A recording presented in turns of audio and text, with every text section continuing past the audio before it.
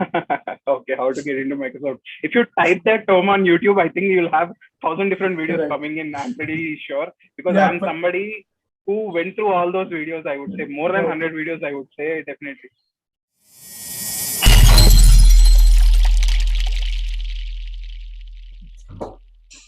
Hello everyone, welcome to Gen Z. Today with us we have Ravindra, who is a software engineer working at the cybersecurity department at Microsoft.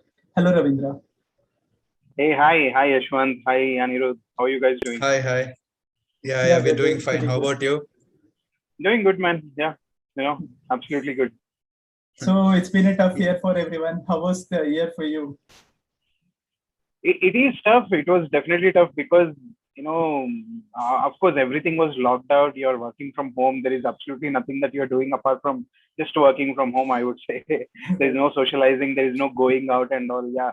So absolutely tough time for a lot of people. But yeah, there are some good things that also happened as well. Like during the lockdown itself, I got into Microsoft, and I'm sure a lot of people would have found new opportunities during the lockdown and might have changed jobs and virtually onboarded to their companies. And also that is probably the silver lining of the entire scenario we are all going through at the moment.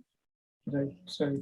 Totally, I So guess, because in that period of lockdown, it was the perfect time for all of us to upskill in sense to learn so many things which we had never ever even thought of. That we would be like learning, like getting to spend a lot of time with the family and also doing a lot of other nice things. So it's a lot of good has also come out of the lockdown timing.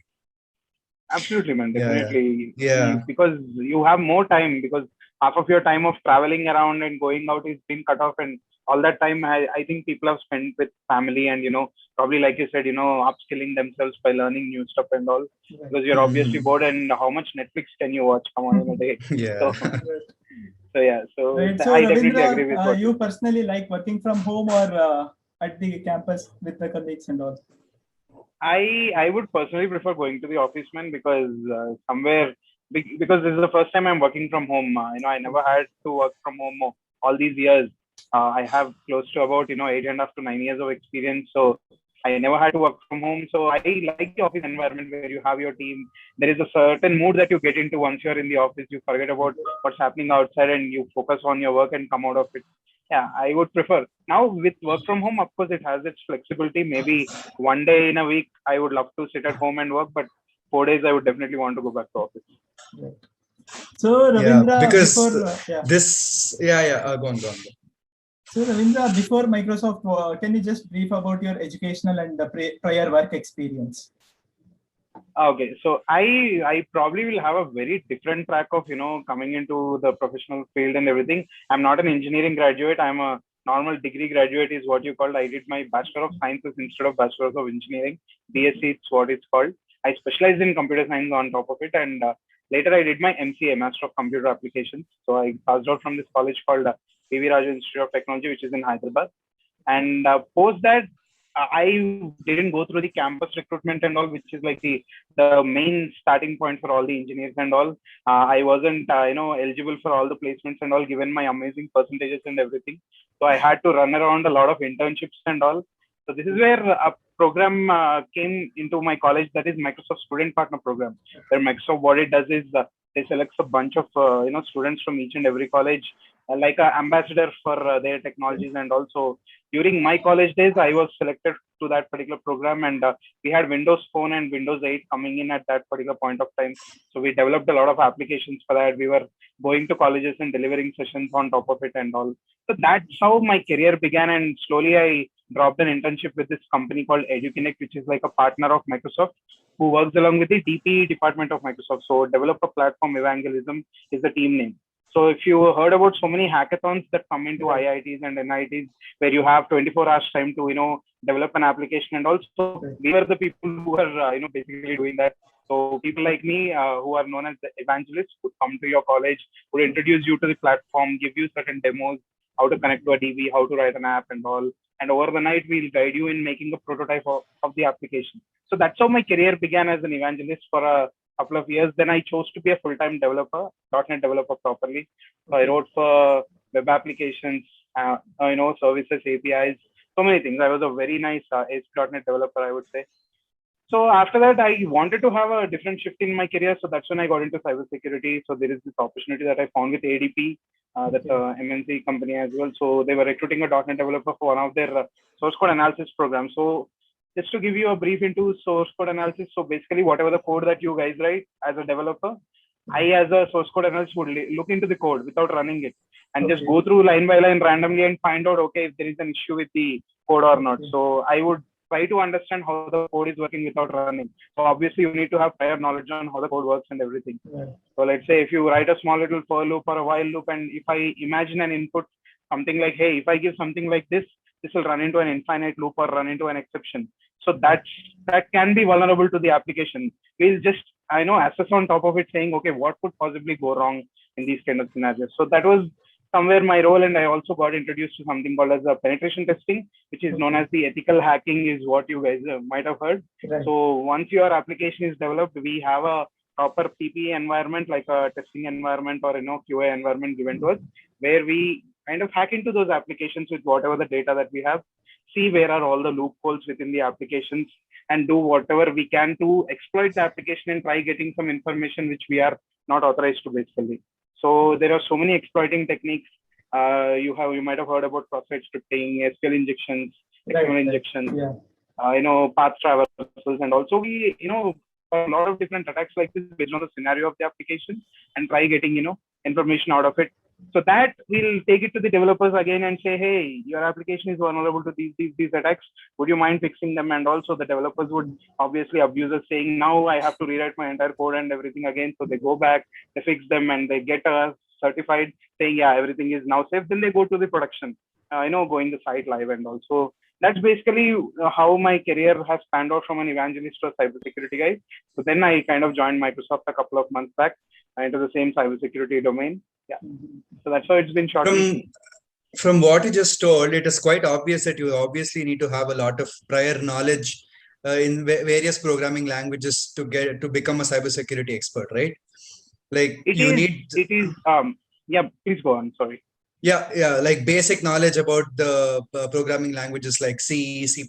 These are very essential for anyone to become a cybersecurity expert, right? So the kind of field that I chose within cybersecurity relates to application security. There are network security, there is infrastructure security, cloud security, data security, so many other domains that you have within cybersecurity. So the one that I chose, because I was priorly an application developer with .NET and JavaScript and all these things, so I chose to become an AppSec engineer, application security engineer. So yeah, you need to have it's good to have prior knowledge on, some languages like JavaScript, C# or Java, where you can at least, go through code and understand what's happening with the framework. You can understand what controllers are. You need to understand where DAL layer is present, where all the services are present, how dependency injection is working and all. Because yeah, that's probably how, applications are being written at this, current day and age, right? So having a good knowledge on how the code works definitely helps you out, because if you know how to write code, if you can go through the code, you know where to find loopholes and vulnerabilities.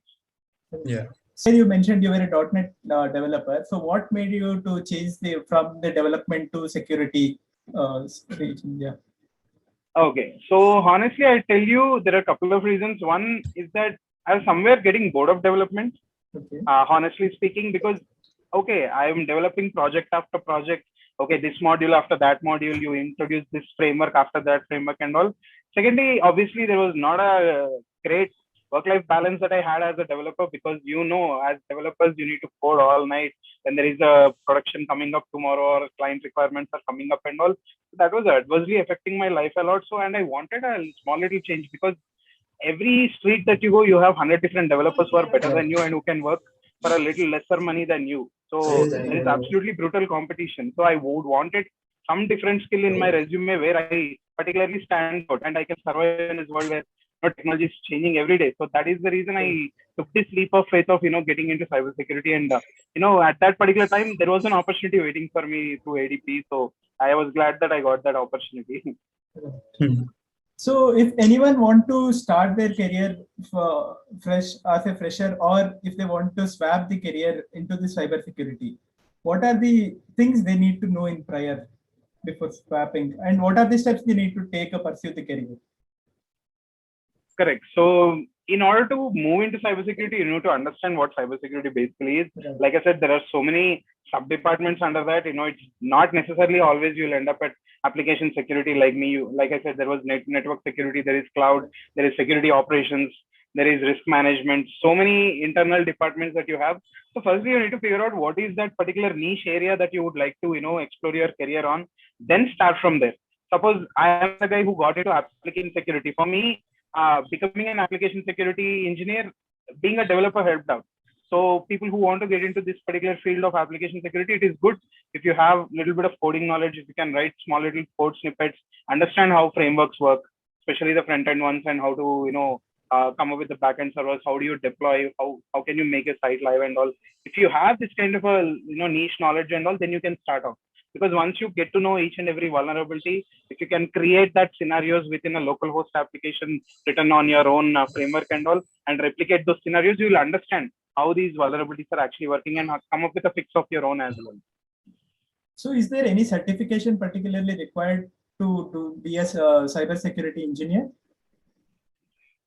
There are so many certifications in cybersecurity as well, but you don't necessarily need a certification as such. You can just start off as well. But if you would like to start on a basic level, there is CEH, which is a very famous certification, Certified Ethical Hacker, which will give you a basic knowledge on, so many domains that I was talking about with regards to cybersecurity and give you an introduction kind of a thing. Then you can get into deep dive into individual domains. Suppose you're talking about, penetration testing for application security. You have something called as OSCP, Offensive Certified Security Certified Professional. So that is a very deep level, certification where you'll be given a 24-hour window to get into hack into a particular system kind of a, scenario and all. So from there on, you can just go deep and become an expert at that level. So every domain has its own set of certifications. But if you would like to start at the beginning on a surface level, you can go for something like a CEH and then follow whatever is the domain that you'd like to. Yeah, and since there is a lot of data currently in the world we are living in, obviously there is a lot of scope in the field of cybersecurity. At least this is what I think, because everyone and anyone in this universe, almost like in the sense of scaling, everyone have access to internet, and everyone has basically a smartphone where they can browse through and surf through internet, and basically a lot of content is being generated. So obviously there is a lot of discussion going on as to whether our data is safe. Like say for example Facebook or Google, a lot of these tech CEOs are basically attending a lot of court hearings regarding this particular data, whether our public data is safe or not. What is your view on this? Like is our data actually safe, or is it safe? Like what are the different steps we can take to make sure our data is safe? Okay, so one thing is, it totally depends on you on what kind of data that you are sharing online. Okay, so when it comes to messages or photographs or videos, what is it that you're okay going public? Like even this goes public and everybody in the world sees this, I'm absolutely fine with it. So share only that information. I have Facebook profile, I have Instagram, I do have a YouTube channel of my own and everything. So I only post content which I'm absolutely okay with saying, yeah, anybody in the world, and I would want to people to view the content so that I get some hits and likes and all these things. So first of all, as users, you should be very sure on what is it that you're sharing. And second thing, obviously, mobile phones are the primary source of all the information that's going out. So any application that you're installing, watch out what all permissions you're agreeing for that particular application. Watch out if you're giving access to gallery, giving access to SMSs, giving access to phone dialer and all these things. Understand why that application particularly needs an access permission like that. If there is any functionality within the application that is requesting you to to do so, then yeah, obviously you can provide. But random applications which just feed on user data, they also want all sorts of 16 to 17 different permission lists from your phone. So you should be very watchful on that. Thirdly, a lot of people lose their data because of bad authentication, and weak password kind of mechanisms. If I know your username, I can try guessing your passwords, because people are really good at creating passwords like welcome at 123 or your ex-girlfriend's name or something like that. So do not do things like that. Enable something called as a multi-factor authentication through some of the authenticator apps that you have. Two-factor authentication where you get a notification to the mobile device, or at least a OTP kind of a thing, which is at least 6 to 8 digits long, not 4 digits at least. So go for services like this so that you as a user can add additional layer of security on top of whatever the application the company is providing. So these are some of the things that you can start with. Later, you can go deep dive and understand how are you sharing your data and who all can access your data and everything. So that's a start, let's say. Right. I recently came across this movie, Edward Snowden movie. So I was without any authentication or without any consent, the NSA completely know everyone's data. Even if the device is off, they can track us. And these are the things psyched out me a lot. Absolutely, man. Absolutely. Because your just small little device is more than enough to find out where you are and what you're doing at every point of time and go through your transactions and, throw up with personal ads and everything. So yeah. So exactly. That is the thing. That is very scary because Instagram is known to share 80% of user data to third-party, services or something like that. So it is very scary where you're just talking with your friend about having a Domino's pizza, and like 5 minutes later you get a message from Domino's saying so and so offer is going on. You can just buy a pizza at your doorstep or something like that. So yeah. So this is kind of really scary as to are we being tracked at each and every point, or what is really going on? Yeah, like I said, it ultimately comes down to the permissions and everything, because like you said, Instagram, Facebook, and WhatsApp, they ultimately belong to the same companies, what I believe. So obviously there could be data going on between all the three applications. And if you provide app access for viewing all your SMS and messages, definitely, they go through all your messages and find out what is that you're talking about. If you're getting too many bank SMS apps and everything, you will be thrown with a lot of loan applications for free. So that's how, things work out. They do a lot of analysis on your data and they come out with these suggestions and also, They're targeting this Generation Z audience. What do you see your advice or one topic you want to share with them, like about the cybersecurity, the main thing? Okay, about cybersecurity, because I'm into application security, I can only talk about that, because the other domains, I do have a little bit of touch on it, but I cannot go pretty deep into that. But yeah, because a lot of people who would watch this, or there are so many enthusiasts when it comes to application development and all, who would like to be SDs in the future, going through DS, Algo, and all these kind of things. So you need to know how to write great code not in terms of time complexity, or that is great. That's how you should learn. But also you need to write code which is secure enough. So I think I can, start off with a small little example. Probably, take something like an SQL injection. So you guys might have been familiar with SQL if you have learned in your college days. Like, you have a database table and you throw a small little query on top of it. It's going to return, a bunch of data to you. Let's say select star from the table name. As simple as that. So I'll just give you, orally I can tell you probably, I'm not sure how many can follow up with it. So your syntax would almost look like select star from table name, where a column name equals to inside single quotes, you have a value. As simple as that. When you are writing the value, after the value, put up a single quote. What happens? The query is entirely broken up basically. And it will allow you to write your own query. You can write an union intersection, any of the, keywords, and then try bringing up data from other tables and all that stuff. So that's how a basic SQL injection would actually start.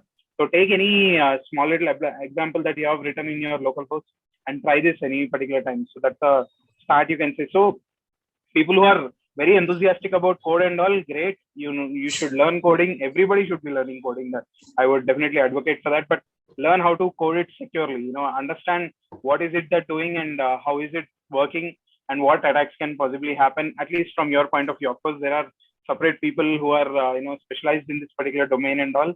But because I was a developer before, I'm telling you a little bit of knowledge on security and what kind of vulnerabilities that you have going around. If you know a little ahead, you can write at the designing phase itself. You can start implementing them, and you can save up a lot of time at the end of it, because there are certain times where certain vulnerabilities take so much of time and you need to refactor the entire code, so many levels and so many lines that you need to change that it's just impossible for the architects and all to say, we just cannot do this, man, and all. So we've seen situations like that, and so in order to avoid that, just have a little bit of curiosity about security as well within your applications. Don't just think my job is to just build up the application and build it however you want without knowing where all the loopholes can be possible. And one more thing is, all of us know we live in a very competitive world, because India is one of those countries which generate the most number of engineers. and people and outside countries look for us, for outsourcing like services and other kind of things. So we as engineering graduates should basically be aware of a lot of things that is going on around the world, and what are the important things we should concentrate on. Like, what is your message for those engineering graduates who are just graduating or who are in their pre-final years, as to what skill is currently trending and what do you think is going to be trending for the next 10 years, so that they can start developing or inculcating those kind of skills in their like portfolio, something like that. Correct. So what skill in the sense, see, there are certain skills that keep changing on a daily basis. There are certain skills that can never go off. We can, I think, categorize into two different ways. One thing is, as long as there is web, there is scope for a developer to come in and build up applications. Right. Not just in the realm of web, but even for mobile, IoT devices, smart fridge, smart refrigerator, whatever it is there. If there is something where you can, try automating something on top of it, there is definitely scope for a developer and all. So as long as there is a developer who's sitting there and developing something, there is a scope for security guys like me, because we need to concentrate on whatever that guy is writing and ensuring that that is secure or not. So these two, as time goes by, I strongly believe they will go by as well. These are something that will always remain. And there could be so many technologies that come today and they are vanished by tomorrow. I can take up example basically of JavaScript. Let's say so many frameworks have come up for JavaScript. You hear about a new framework every single day. Right. Yeah. Right. Today this one came up, and tomorrow people are not working on that. They have upgraded to something else. Right. Tomorrow that might go up, and something else might come up. Right. So the base of that is JavaScript. So if you know JavaScript, I think you can learn all these frameworks and all, regardless of whoever is building them. It could be Angular, it could be Vue, it could be React, it could be Titanium, it could be something else that comes in the future, but your base is remaining the same there. It's basically JavaScript, right? So for you to understand and for you to have a very long-lasting career and all, understand where your interest lies in, where your passion lies in. It is not necessary that you have to only become a developer and that is the only way where you can survive in this industry. No. So I was a developer. I kind of shifted domains and I became a cybersecurity person and all. So be open to different opportunities. Be open to learning new stuff. No, it's not always that. There is no point in being in the same field for 25 years and calling yourself an expert. Okay, you basically are repeating your years one by one, but I don't think you're basically gaining any experience. Being monotonous. There is a saying actually that goes on saying, if there is a 10-year experienced developer, it's not necessarily that he's got 10 years of experience. He's got 1 year of experience 10 different times. Right. So there is a saying in that. So you need to upskill yourself. You need to see for yourself on where your field is going. And if you are okay with going in that flow, or if you'd like to shift into some other field, because as the breadth of technology is improving, you are getting more and more opportunities. Apart from developers, apart from cybersecurity personals, AI, ML, and all, there is a lot of scope for product managers, kind of a people who are paid exuberantly more than developers, if you ask me. And it needs a lot more skill than what a developer would need. I personally can say, because my wife is actually a product manager, and the amount of discussions we both have with regards to a product feature and all, how they come up with a UX experience and everything, that is very niche skill. So it's just not that easy. It's like how you can produce up an algorithm which runs at a time complexity, you need a certain skill. So these are also highly skilled, fields and all, which are highly on demand. So let's say if a particular team is having 100 engineers, there is probably 2 different product managers who are handling that particular team. Let's take the example of Microsoft Teams or Outlook or anything. There will be hundreds of engineers from that, but the number of product managers that are working under there are very little, hardly 3 or 4. So you take the ratio there, product managers versus engineers, and also there is something like that, a field, which is going to that direction as well. So as somebody who wants to pursue a career in technology and all, you need to find out what interests you basically. If there is no interest, if you don't have passion or curiosity for that thing, I don't think you can go much more forward, because the curiosity is what itself will make you learn new and new things. Yeah. Totally. So since you are in the Microsoft, this might be the most important question for our audience also. How to get into Microsoft? Okay, how to get into Microsoft. If you type that term on YouTube, I think you'll have 1,000 different videos coming in. I'm pretty sure, because I'm somebody who went through all those videos. I would say more than 100 videos. I would say definitely. But we strongly believe that every individual has their own different experience. Correct. So I'll tell you, a lot of people, my story is different. Like I am not a campus recruit to Microsoft. I didn't study in an IIT where you will have a shot at, going through the internship Right. and all. I had to come as a late. Comparatively, IIT people or tier 1 students it will be easier path for them. Easier for them, yeah. Tier 3 colleges. Correct, absolutely. You at least have a chance. You know that, at some point they might come up and, at least they take a look at your resume. I come from a tier 4 college or even tier 5, let's say. I don't even know which tier it falls into.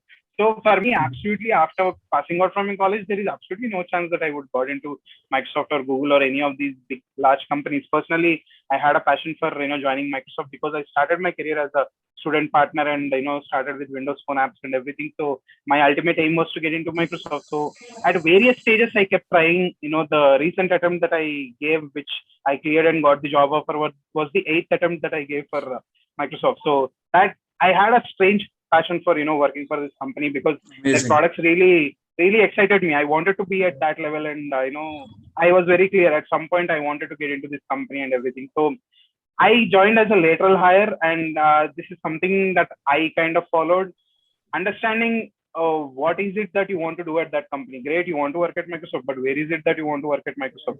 So initially, when I was a developer, I wanted to become a software engineer, a proper SDE kind of a guy. I gave a couple of interviews. I understood that I'm good at coding, but not at Microsoft level where they are expecting some expert level, the complexity, time complexity and all of that. I wasn't that great. I understood that. So the shift of domain that I did from development to cybersecurity is when I understood that, yeah, this is a particular field that I could, use and, get on top of it and, pursue my career from here on. And I understood, Microsoft also has cybersecurity departments and all. I used to get in touch with people who are working in some of those departments through LinkedIn. I was shameless enough to add up them, talk to them on how are they working and all, and understand what's happening within the company and everything. And wherever there is a job posting that comes up, I go through the job description very clearly, like to understand what is it that they want and if I am, filling that or not. So anybody who's watching this, if you are trying to apply for a job, read the JD very properly. There is a reason why that they write so many paragraphs of saying this is exactly what we are looking at. These many bullet points they'll write asking this is the skill set that we want. This is a particular area of knowledge that we are looking for and all. So read that and see if you are falling into that category or not. Evaluate yourself. I used to do that. There are so many positions that I didn't apply because I knew there is something that they're expecting and I don't have that in me. Right. So even during the recent most interview that I was giving, I was very clear on the job description and I knew I was fitting each and every bullet point. So going through that and understanding that, yes, you are a proper fit and all, I think that's where your initial preparation has to begin. Second thing, yes, you need to be really good at what you're working because these are really highly skilled, technologies where you're on the edge all the time. There is no room for error and everything. You will end up making a lot of mistakes. It's like you have to be on the ledge all the time. Very, very challenging roles. And also you need to have that, curiosity and passion for learning each and every day. So you need to be really good at your skill. Only then you'll, I think, pass that particular line of, clearing the interviews. And also don't give up the hope and be curious. Don't run behind packages. Of course, these companies pay really well. We all know the amazing numbers they come up with at the end of your placement season, but that is a perk that you need to, treat it like a perk only, but not because I want that package, I won't want you to go into this company and all. No, be curious about what they're building and be genuinely interested in what they're building. That comes like a additional benefit only, treat it that way. So then, can you just go through the interview experience since you recently were onboarded on Microsoft? Just briefly, a quick interview. How many rounds you interview had, and just the interview overview. Okay, so on a surface level, I can say there are like about 4 technical rounds, about 3 to 4 technical rounds, and 2 managerial rounds and HR round. Yeah, very simple. I think a standard framework that applies to a lot of roles in SDA as well. So technical rounds, they grill you, they understand what your weaknesses are, what your strengths are, and then they, on top of it, they make a decision if you fit in there or not, whether you are trainable or not. Given some time and spending some time with you and introducing you to the new line of work, will you be able to adapt or not? So I believe that's how they kind of assess the situations and all. Managerial and the other directorial rounds, they focus more on the cultural aspect, on how your attitude is, how you would like to see yourself, and how are you thinking career with respect to these companies and all, with specifically how would you like to grow in terms of your career and everything. And yeah, simple as that. I think this is very common template for everybody. So what are your future plans? Are you planning to work in Microsoft, or again looking forward to, like switch careers, or do you have anything in mind as of now? As of now, I have absolutely no idea because I haven't thought anything beyond this. The thing is, one thing I would say, within Microsoft, you have so many teams, so many different products. So you can shift within teams and get into a new product and try understanding that product if there is something that kind of interests you. Let's say you're working in Outlook and you'd like to go into probably, let's say, Azure or Surface division or some other Xbox division where something is interesting you and there is a role that is open, you can explore without leaving the company. So that is something that I would look at, but I haven't really thought of leaving the company. I haven't found the reason of leaving the company as of now yet.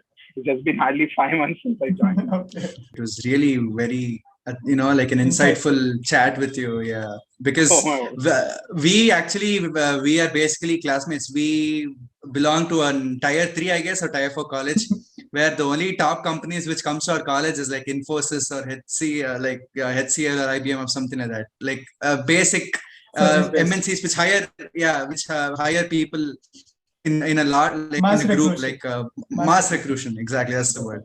So getting into Microsoft is basically beyond our leagues. So it was really very nice talking to you. Yeah. So never lose hope, man. Because like I said, I'm also somebody who's from a tier 4 or a tier 5 college. Absolutely, Microsoft won't even look at our college, I would say so. Exactly, yeah. But if you are curious enough, if you're really skilled enough, and if you're a passionate individual, there is no stopping you. Once you get enough experience, there are positions that come up on individual careers. So you can go to Google Careers or Microsoft Careers and all. You can find tons of positions where for lateral hires, they do have, campus recruitment is definitely one way. But beyond that, there are so many other opportunities as well. If you're unable to crack times are really changing right now. A lot of startups are coming, which are actually coming up with some really amazing products, which are really very challenging. Plus, I guess working in a startup will help you grow as an individual. Like there's all the way linear growth, because you get to learn a lot of things. You get to do a lot of stuff within a constructed time frame. So that, I guess, will really help you a lot if you work in a startup initially. Absolutely. I do agree with you. And that's how I began, because my first company that I ended up with an internship was a startup that turned into a full-time employment later. So in startup, what happens is you are asked to do multiple things. There is no individual person for individual role. You are the developer guy, you are the database guy, you are the deployment dude, you are the one who maintains it. So you get a complete picture on what's happening. And that is the age where you have to be hungry for technology knowledge and everything, and you need to consume as much as possible. Of course, as time goes by also, but that is the age where you should be looking at learning different domains and understanding what happens in individual domains, and then decide in which kind of a domain that you would like to pursue your career further. And also, I would strongly recommend, people getting into startups at the initial stage of their career, then move into a bigger MNC as their career goes. Yeah, because that's what basically I did. Yeah. So, Ravindra, thank you for giving us your precious time and joining us on this call. Hey, thank you so much, man. And I would really appreciate what you guys are doing. It's really amazing. And I think you guys are really good at what you're doing. Basically, what is the kind of, knowledge that you're trying to extract, and what is it that you're trying to present to your audience. So I really appreciate you guys. Definitely, whatever I can do with, you can, how to reach out to me, and I'll definitely help you out with whatever I can. Thank you so much. That means a lot. Yeah, thanks a lot, guys. Really nice talking to you all. Hope to catch up again soon. Sure. Have a good day. Bye-bye. You too. Bye.